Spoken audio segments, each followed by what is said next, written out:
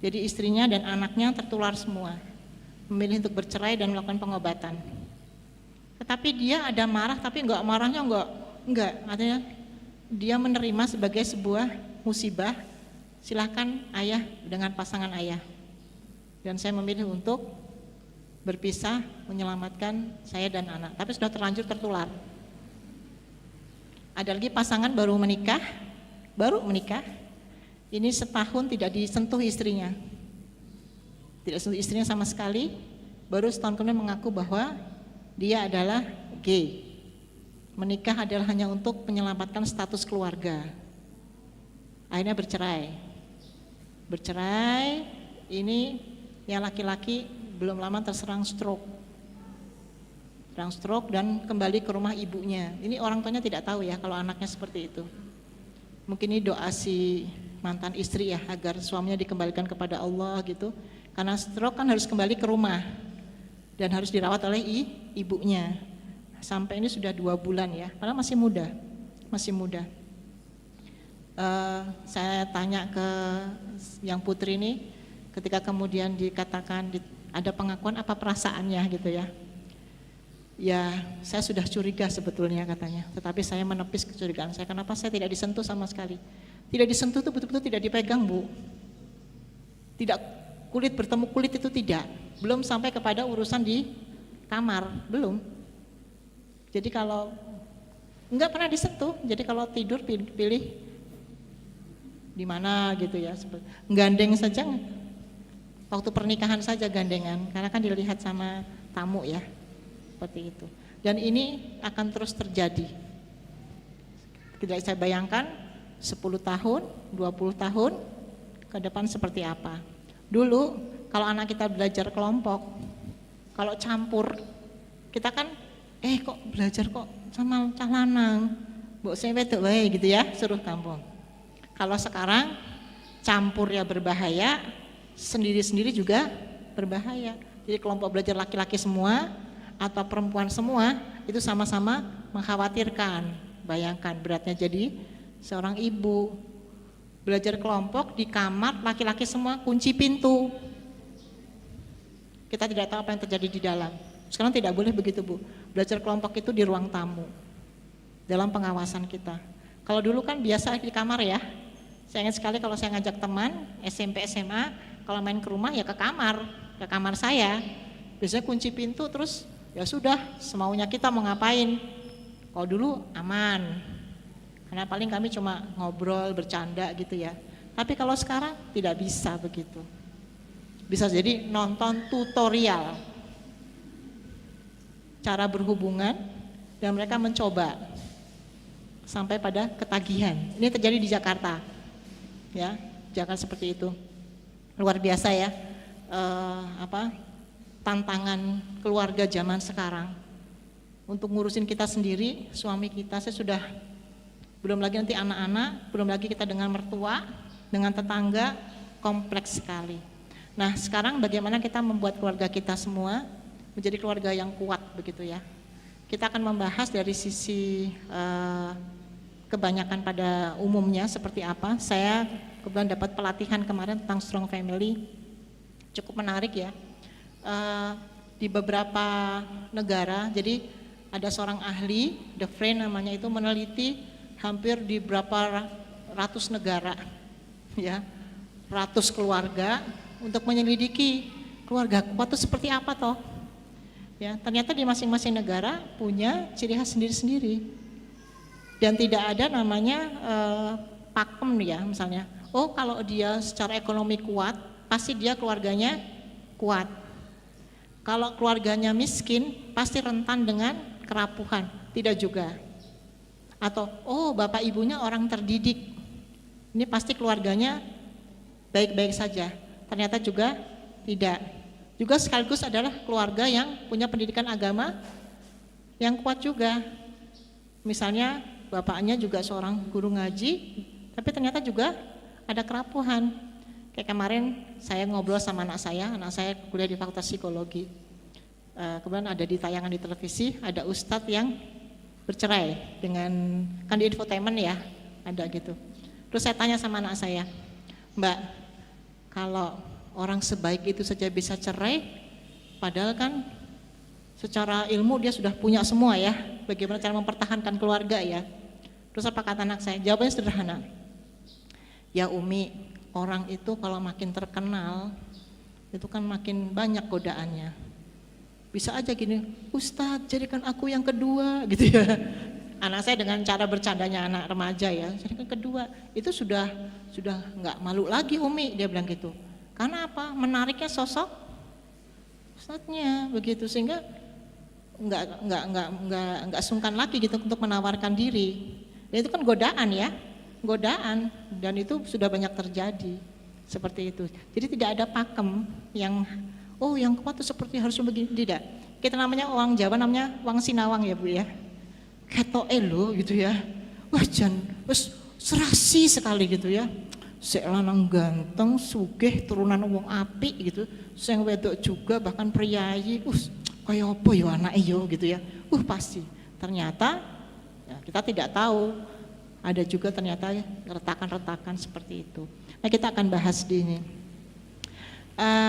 Selalu ada korelasi antara keluarga dan komunitas. Ya. Seperti apa? Keluarga yang baik itu akan melahirkan komunitas yang baik. Contohnya saja. Ini komunitas yang baik ya. Komunitas yang baik ya. Majelis Taklim Al-Wardah, kan komunitas bentuknya. Yang hadir di sini, ini orang pilihan kan? Tidak mudah ya seseorang itu menghadiri sebuah forum ya, kalau bukan orang baik pasti sulit menghadiri. Terlepas masalah teknis ya, keinginan untuk berangkat, bergabung, nuntut ilmu, duduk bersama orang baik itu tidak mudah. Saya yakinnya bahwa yang hadir di sini adalah dari keluarga yang baik-baik. Karena apa? Mau bergabung dengan komunitas yang baik-baik. Maka namanya kita punya satu komunitas, kalau kita mengatakan majelis taklim lah atau jamaah apalah begitu, itu bagian dari penjagaan kita untuk menjadi keluarga yang baik. Keluarga baik menghasilkan komunitas yang baik. Dan jangan lupa bahwa generasi yang kuat itu akan lahir dari keluarga yang kuat. Ya. Jadi kalau ibu punya keluarga yang kuat, insya Allah ibu, anak-anak kita juga akan menjadi generasi yang kuat. Terlepas nanti berproses. Ketika dewasa, dia akan membentuk keluarga-keluarga yang kuat juga seperti dia merasakan ketika dia bersama kita. Jadi waktu anak-anak saya mau menikah, kan saya tanya, nomor 1, Mas, kamu mau membentuk keluarga seperti apa? Apa yang dia katakan? Aku ingin membentuk keluarga seperti keluarga Abi Umi, keluarga kita, gitu seperti itu. Ketika jam itu saya sudah ayam ya, alhamdulillah. Berarti sudah tahu bagaimana caranya, dia sudah punya pandangan membentuk keluarga. Termasuk juga anak saya nomor 2, nomor 3 saya tanya, ketika mau menikah mau seperti apa? Dia mengatakan, dia sangat bangga dengan keluarganya dan aku akan membentuk keluarga seperti ini. Walaupun ada satu, kalau anak perempuan saya kan sangat mengidolakan ayahnya. Nah ketika menikah, dia membanding-bandingkan suaminya dengan, itu spontan itu, misalnya suaminya gitu, kalau Abi nggak gitu, terus kalau Abi tuh gitu loh, kok kayak gini, nah, lama-lama suaminya rada panas ya, wah aku kok dibanding-bandingkan dengan bapak mertua gitu. Kemudian ceritalah ke saya, Umi, suamiku marah karena aku bilang kalau Abi gitu, seperti itu. Saya katakan memang tidak boleh begitu, bukan kalau Abi, tidak usah sebut nama Abi, ya. Menurutku kan kayak gitu ya. Terus besoknya saya panggil menantu saya, terus saya tanya begitu. Dia bilang iya katanya. Ya kan gimana Umi kalau dibanding-bandingkan. Terus saya katakan bahwa anak perempuan itu tumbuh di keluarga dengan kekuatan ayahnya. Ya. Kalau anak perempuan itu dekat dengan ayah, insya Allah jadi wanita yang kuat. Sangat wajar kalau dia kemudian yang namanya laki-laki itu yang hebat adalah ayahnya. Ya. Maka bersabarlah kamu ketika kemudian istrimu selalu membandingkan. Bukan berarti kemudian mendudukan kamu pada posisi kedua, tidak. Lebih kepada bahwa dia sangat membanggakan ayahnya. Ibu begitu tidak? Saya tidak tahu. Ya. Kalau saya punya kenangan dengan ayah itu tidak begitu dekat, karena ayah saya adalah tentara. Tentara itu sering tugas, ya, sering tugas kemana-mana. Jadi bonding saya dengan ayah itu terjadi ketika saya sudah menikah dan ayah pensiun. Itu baru kemudian kami punya hubungan yang sangat dekat. Tapi waktu kecil tidak, saya bisa ditinggal setahun 2 tahun itu nggak ketemu bapak, bisa itu ditugaskan ke Irian Barat zaman-zaman perang dulu ya. Ya. Tetapi ayah saya itu punya cara tersendiri untuk memikat hati putri-putrinya. Ya, jadi kalau pulang dari mana kasih oleh-oleh. Jadi saya ingat oleh-olehnya ya. Kemudian ada saat-saat tertentu ayah itu memberikan mengajak saya pergi piknik hanya berdua. Itu cara ayah saya untuk membonding, melekatkan beliau pada saya, dan itu walaupun hanya sedikit tapi betul-betul membuat saya itu terkenang dengan ayah saya. Jadi kalau dengar lagu tentang ayah saya nangis. Ya. Peran beliau kalau mungkin dihitung sedikit, tetapi yang sedikit itu membuat saya menjadi wanita yang kuat. Ya. Dulu ketika saya remaja, kata bapak saya, olahraga, saya kuat. Karena kita di komplek Kopassus ya, itu saya suka ikut latihan yang bisa digunakan untuk prajurit, merayap gitu ya, itu mainan saya dulu. Ternyata dampaknya adalah ketika saya besar, saya kalau hamil kuat sekali. Jadi rahim saya kuat sekali itu. Hamil setahun sekali melahirkan, berkali-kali hamil itu tidak dorong mobil saya kuat. Lari ngejar kereta api saya belum pernah, namanya flag itu belum pernah Bu. Padahal saya pikir sudah di luar batas kekuatan saya. Ngejar kereta Bu, kereta sudah jek itu saya lagi hamil 2 bulan, masih bawa anak, loncat itu saya ke kereta api. Naik gitu, ditampani sama penumpang yang tahu kita lari kan. Begitu saya duduk, udah gitu saya baru, oh ya saya kan hamil ya gitu. Baru ingat, saya sudah Masya Allah semoga tidak apa-apa. Ternyata tidak apa-apa. Ternyata rahim saya kuat sekali ya.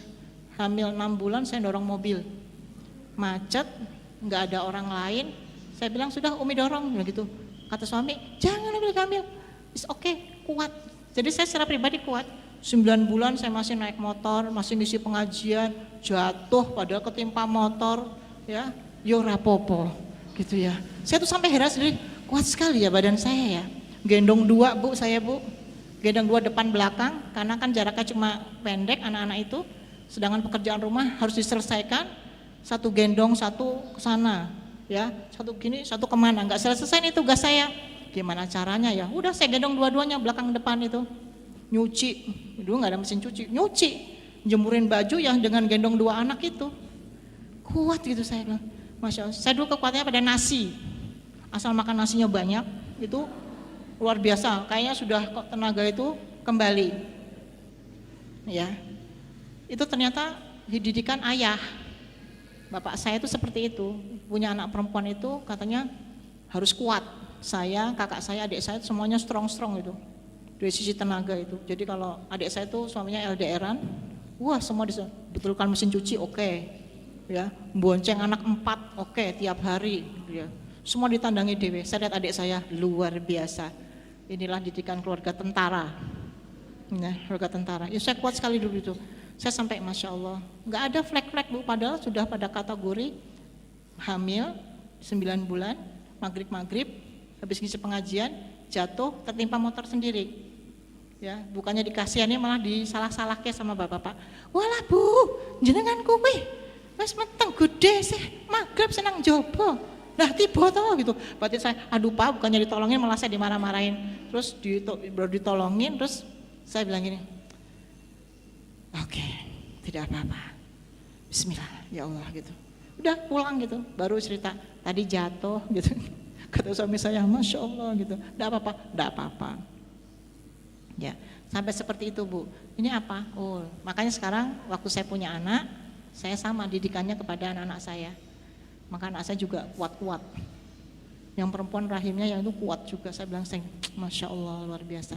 Nah ini ya Bu, anak yang kuat, lahir dari generasi yang kuat. Maka ibu-ibu semua, mbak-mbak, agar berupaya sedemikian rupa agar keluarga kita menjadi keluarga yang kuat. Bukannya fisik tapi yang lain-lainnya kita bahas ya.